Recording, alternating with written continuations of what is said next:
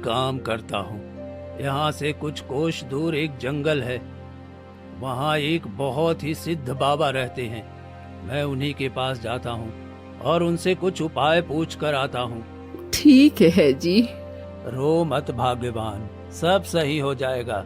मैं जाकर जल्दी से ही आता हूँ। मोहिनी के पिता उस जंगल में जाते हैं और उन सिद्ध बाबा को अपने साथ लेकर अपने घर आ जाते हैं। मोहिनी, श्यामली, मैं एक बहुत ही जाने माने सिद्ध बाबा को लेकर आया हूँ। चलो, वो तुम्हारे भाग्य के बारे में बताएंगे। मोहिनी और श्यामली को उसके पिताजी उन सिद्ध बाबा के पास लेकर आते हैं और बाबा के पास बिठाते हैं। बाबा आंख बंद करके उन दोनों का भविष्य देखते हैं और कुछ देर बाद आंख खोल कर कहते हैं, जिन पक्षियों ने आप लोग को इनके भविष्य के बारे में बताया है, वो बिल्कुल सत्य है। इस बात कई सौ साल पुरानी है। एक बार दो बहनें जंगल से लकड़ियां काटकर अपने घर की ओर लौट रही होती हैं। तभी एक पेड़ की टहनी पर दो रहस्यमयी और जादुई पक्षी बैठे हुए थे और आपस में बातें करते हैं। अरे अरे, वो देखो, सामने कितनी खूबसूरत लड़कियां आ रही है। सच में ये दोनों तो वाकई में बहुत खूबसूरत है। जितना खूबसूरत ये दोनों बाहर से है, उतना ही सुंदर इनका दिल भी है।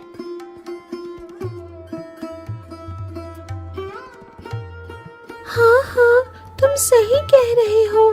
जितनी सुंदर ये दोनों हैं, काश इनकी किस्मत और इनका नसीब भी इतना ही सुंदर होता। नसीब? क्यों, क्या हुआ इनके नसीब को? मेरे हिसाब से तो ठीक ही है। अरे नहीं नहीं, इनका नसीब तो बड़ा बेकार है। बहुत दुख भरे पड़े हैं इन दोनों के जीवन में। बड़े विचित्र नसीब है इन दोनों के। इनके जीवन में आगे बहुत परेशानियां आने वाली हैं। मुझे तो इनके बारे में ही सोच सोच कर बड़ा दुख लगा रहता है। काश मैं इनके लिए कुछ कर पाता। जब वे दोनों पक्षी आपस में बात कर रहे होते हैं, तभी वो दोनों लड़कियां उन पक्षियों के पास चलते हुए पहुंचती हैं, जिसमें से एक लड़की पक्षियों की भाषा दूसरी नहीं जानती थी। अरे वाह दीदी, देखो कितने सुंदर पक्षी है ये। मैंने तो इतने सुंदर पक्षी आज तक नहीं देखा। काश इन दोनों की भाषा हम समझ सकते। नहीं, मैं इसे नहीं बता सकती कि ये दोनों क्या बातें कर रहे हैं। अरे मुझे तो बता, आखिर इनके नसीब में ऐसा लिखा क्या है? इनमें से एक लड़की की किस्मत में मृत शरीर से विवाह करना लिखा है, वहीं दूसरे की किस्मत में एक भेड़िया से विवाह करना लिखा है। ओहो, अब इन बेचारियों का क्या होगा? जब दोनों पक्षी बातें कर रहे थे, तभी वो दोनों लड़कियां उनकी बातें सुन रही होती है। श्यामली, अंधेरा हो रहा है, चलो यहाँ से। रास्ते पर चलते चलते मोहिनी सोच में पड़ जाती है और उदास हो जाती है। क्या वो दोनों पक्षी सच कह रहे थे? क्या हमारा नसीब सच में खराब है? कुछ ही देर में दोनों अपने घर पहुंचती हैं। बेटियों, इतनी देर कैसे हो गई? हमें बहुत फिक्र हो रही थी तुम्हारी। मैं भी बड़ा भागा पिता हूँ अपनी बेटियों का। मेरा शरीर बहुत जल्दी बूढ़ा हो गया। जो काम मुझे करना चाहिए वो मेरी बेटियों को करना पड़ रहा है। न जाने क्या लिखा है मेरी बेटियों के नसीब में। ऐसा मत कहिए पिताजी, आपने भी तो बहुत मेहनत करके हमें बड़ा किया है। अब जब आपका शरीर साथ नहीं दे रहा, तो क्या हम भी आपका साथ छोड़ दें? आप फिक्र मत करो, हमारे नसीब में जो लिखा है वो होकर ही रहेगा। कुछ दिन बीतते हैं और मोहिनी के दिमाग में वो बात असर करने लगती है, जिससे वो बहुत परेशान होती है। न ठीक से खाती है, न ठीक से पीती है। पास आती है एक दिन और उसकी माँ उसके मोहिनी बेटी, क्या बात है? कोई परेशानी है क्या तुझे? नहीं माँ, मुझे क्या परेशानी होगी। बेटी, बहुत दिनों से देख रही हूँ, तो ना ठीक से खाना खा रही है, ना ठीक से किसी से बात कर रही है। अपनी हालत तो देख, कितनी कमजोर हो गई है तू। मुझे लग रहा है तू मुझसे कोई बात छिपा रही है। नहीं माँ, ऐसी कोई बात नहीं है। ऐसा कहकर मोहिनी वहां से चली जाती है। अगले दिन वो दोनों फिर जंगल जाते हैं, जहाँ वही पक्षी फिर से आपस में बात कर रहे होते हैं।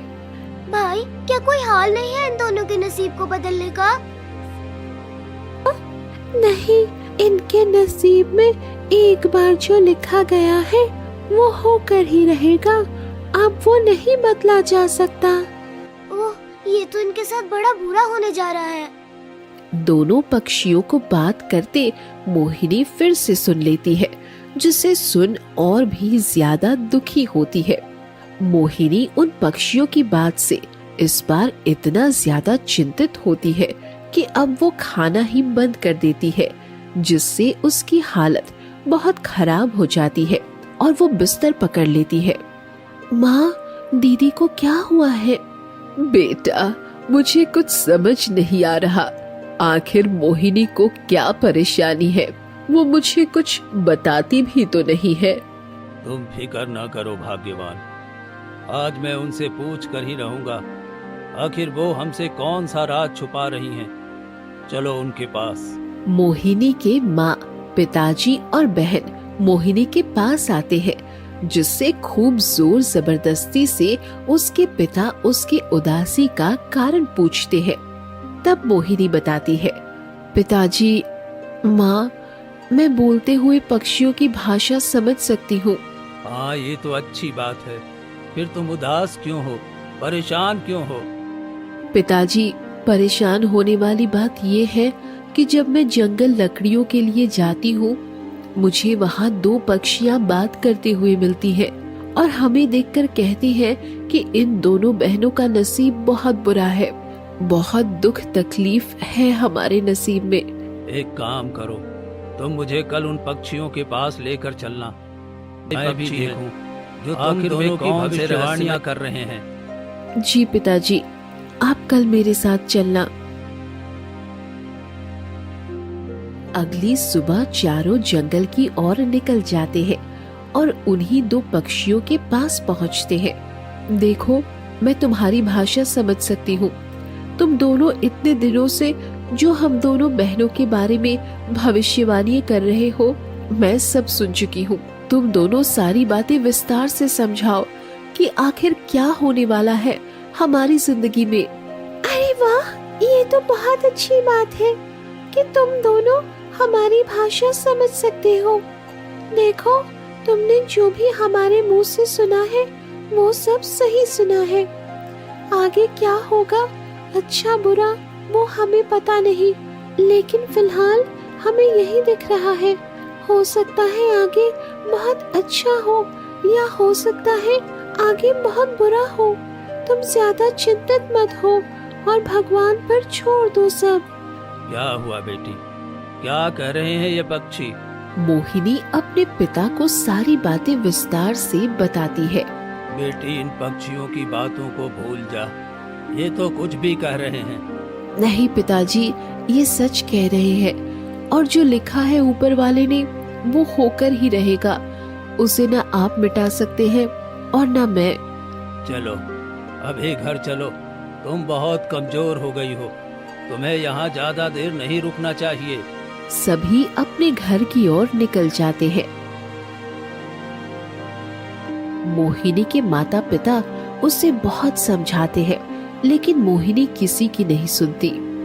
ठीक है, अगर आप लोगों को लग रहा है कि वो पक्षी ऐसे ही बोल रहे हैं तो ठीक है, हम उस समय का इंतजार करते हैं और देखते हैं कि आखिर क्या होता है।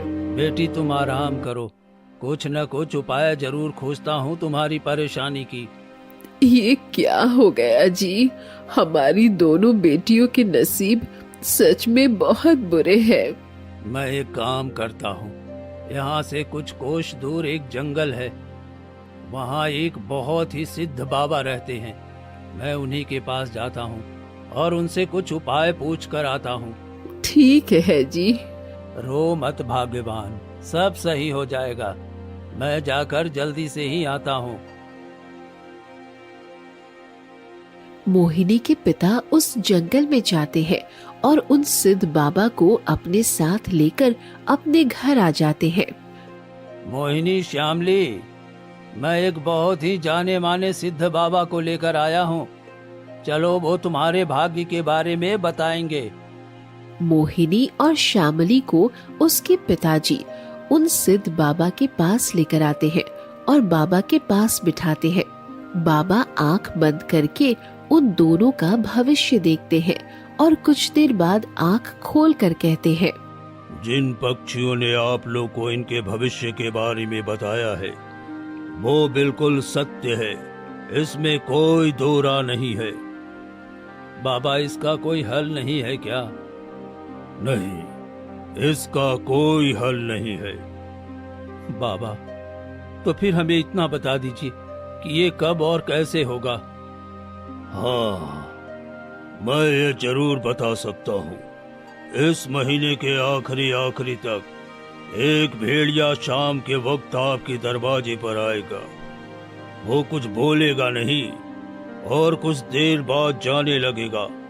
तो आप एक काम करना, अपनी बड़ी बेटी से कहना वो उस भेड़िया के पीछे पीछे चली जाए। जो उसके नसीब में होगा वो होकर ही रहेगा। बाबा, अगर हमने ऐसा नहीं किया तो? अगर तुमने ऐसा नहीं किया तो वो भेड़िया अगली बार फिर तुम्हारे घर आएगा और उस वक्त उसका रूप बड़ा रौद्र होगा।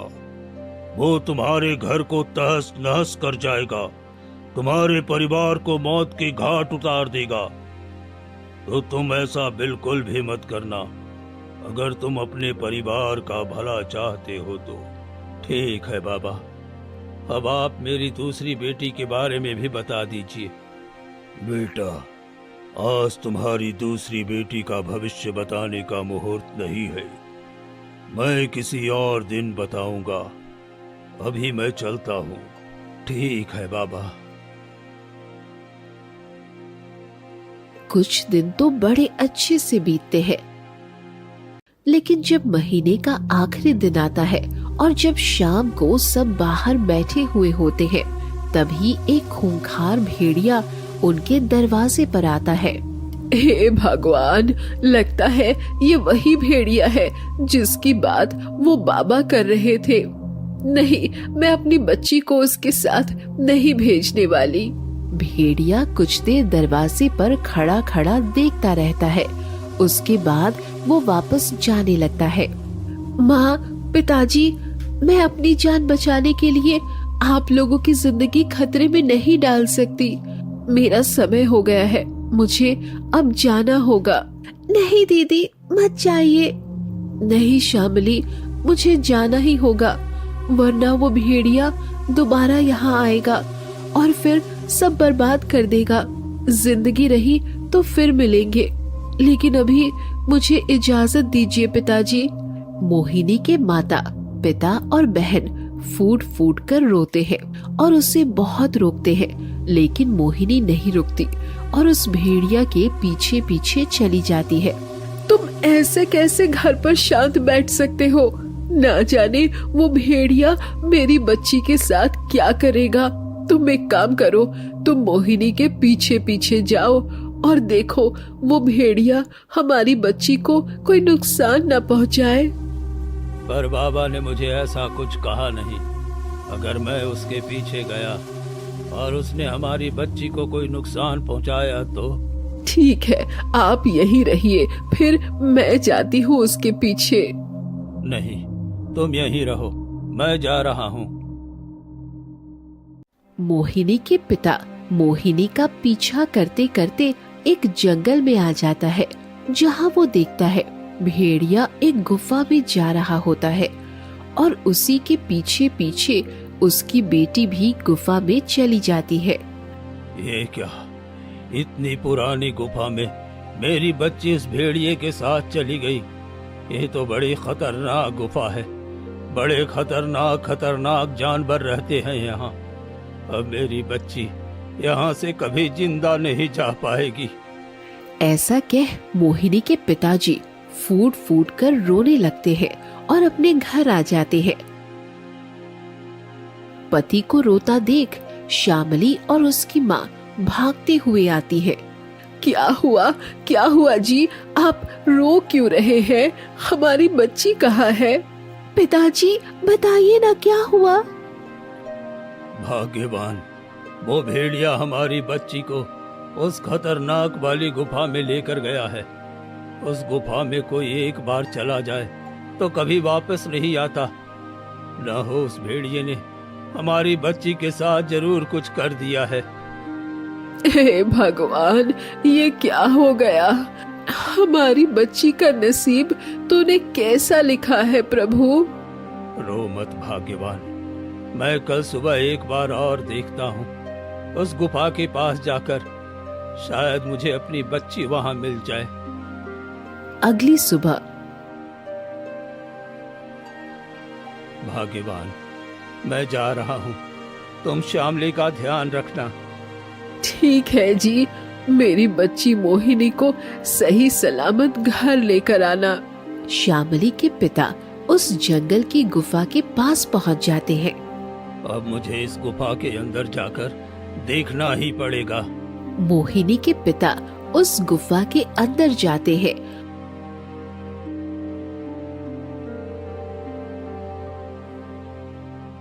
जहां उसे बहुत तेज रोशनी दिखती है। अरे ये क्या है? इतनी तेज रोशनी इस गुफा में कहां से आ रही है? इस गुफा में तो अंधेरा रहना चाहिए, लेकिन यहाँ से तो इतनी तेज रोशनी आ रही है। मोहिनी के पिता उस गुफा में आगे बढ़ते जाते हैं, जिससे कुछ दूर चलने पर वो दूसरी दुनिया में पहुंच जाते हैं, जहां एक अलग दुनिया थी, अलग राज्य था और खूब सारे लोग थे। ये मैं कहाँ आ गया? ये तो कोई अलग ही राज्य लग रहा है। कुछ दूर चलने पर वो एक आदमी से पूछता है, भाई ये कौन सा राज्य है? भाई, तुम क्या पहली बार इस राज्य में आए हो? हाँ? तुम्हें इस राज्य के बारे में नहीं पता, जिसकी प्रशंसा दूर दूर तक है? वैसे तुम कहाँ से हो? नहीं भाई, मुझे नहीं पता। क्या आप मुझे बताएंगे? ये पालमपुर राज्य है। यहाँ राजा वीर सिंह राज्य करते हैं। ओह अच्छा, ठीक है भाई, बताने के लिए आपका बहुत बहुत शुक्रिया। मोहिनी के पिता कुछ दूर चले ही थे कि उनकी नजर एक बगदी पर पड़ती है, जिसमें महल मेरा ही है। बेटी तू क्या कह रही है? तू तो उस भेड़िए के साथ गई थी ना? मैंने खुद अपनी आंखों से देखा है। हाँ पिताजी, पर अब वो मेरे पति हैं। ये तुम क्या कह रही हो बेटी? एक भेड़िया कैसे तुम्हारा पति हो सकता है? पिताजी, आप जिसे भेड़िया समझ रहे थे, दरअसल वो एक भेड़िया नहीं, एक राजा है। बेटी ये तू क्या कह रही है? पिताजी, जिस तरह उन पक्षियों ने हम दोनों के लिए भविष्यवाणियां की हैं, उसी तरह मेरे पति को भी एक बाबा ने भविष्यवाणी की थी। कैसी भविष्यवाणी बेटी? एक बाबा ने मेरे पति से कहा था कि तुम एक भेड़िए के रूप में जब किसी और दुनिया में जाओगे तो तुम्हें एक लड़की मिलेगी, उसी से तुम्हारा विवाह होगा, जिसके बाद वो इस राज्य की राजकुमारी बनेगी। इसीलिए वो हमारी दुनिया में भेड़िए के रूप में आए थे। बस कुछ ही देर में मेरे पति आने वाले हैं। पिताजी, वो बहुत अच्छे हैं। मैंने कभी सोचा नहीं था मुझे इतना अच्छा पति मिलता। दोनों बाप बेटी बातें ही कर रही होती हैं कि तभी वहाँ मोहिनी का पति आ जाता है। रानी ये कौन है? इनकी शक्ल कुछ जानी पहचानी लग रही है। महाराज, ये मेरे पिताजी हैं। अच्छा अच्छा, हाँ हाँ, मैंने इन्हें पहचान लिया। आइए आइए बैठिए। रानी ने जलपान कराओ और दूर से आए हैं इन्हें भोजन भी खिलाओ। नहीं महाराज, अब मैं चलता हूँ। मोहिनी की माँ मेरा इंतजार कर रही होगी, उसे भी तो ये खुशखबरी सुनानी है। पिताजी, आप आज रात्रि यहीं रुक जाइए, कल सुबह सुबह चले जाना। ठीक है बेटी, अगर तेरा मन है तो मैं आज रात्रि रुक जाता हूँ। मोहिनी के पिता रात्रि अपनी बेटी के पास रुकते हैं और वो सुबह सुबह अपने घर की ओर चल देते हैं। लेकिन जैसे ही वो उस पेड़ के पास पहुँचते हैं, उसका दरवाजा नहीं खुलता। तभी पास में बैठा एक पक्षी उससे कहता है, कौन हो तुम और इस दरवाजे के पास क्या कर रहे हो? ये कोई मामूली दरवाजा नहीं है, बड़ा ही तिलिस्मी दरवाजा है ये। पर मैं इसी दरवाजे से अंदर आया था और मुझे अब अपने घर जाना है, लेकिन ये दरवाजा तो खुल ही नहीं रहा। अच्छा, ये बताओ तुम कहाँ से आ रहे हो? मैं अपनी बेटी के यहाँ गया था, वहीं से आ रहा हूँ। लगता है तुमसे कोई गलती हुई है, इसलिए दरवाजा नहीं खुल रहा है। एक काम करो, तुम जाओ अपनी बेटी के घर और जाके तुमने जो भी खाया है उसके यहाँ पर उसे उसका पैसा दे के आओ, या फिर वो सिर्फ माफ करवा के आओ जो तुमने अपनी बेटी का हक खाया है, तभी ये तिलिस्मी दरवाजा खुलेगा। मोहिनी का पिता दोबारा अपनी बेटी के ससुराल जाता है और सारी बातें अपनी